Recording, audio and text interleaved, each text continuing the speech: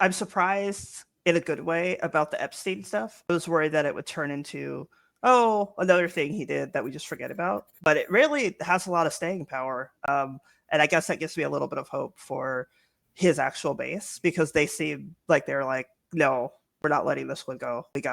Yeah. We want to know the truth about this. And so I was reading about, cults and how they break apart.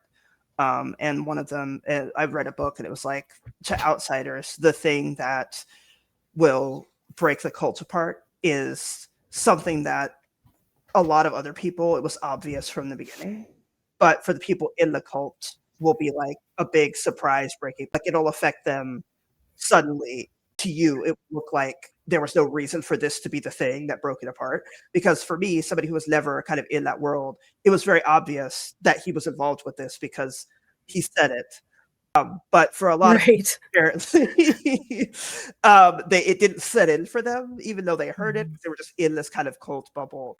But when it starts to break down, that it's very slowly and then all at once.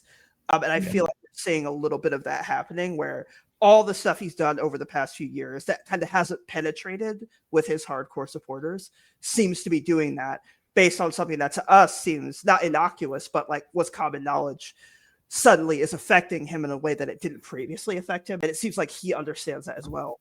And Right. so I think that this could be a thing that really does kind of pull the wool from people's eyes, even if it seemed impossible. That it does, it happens every time with cults, and it always seems like it's impossible. And so that has been something that I've been happy to see that they're not dropping it. The media is not dropping it. He's not able to Yeah. deflect attention, even with the Charlie Kirk thing, even with the other stuff. I'm going to invade Portland. I'm going to do this. I'm going to do that.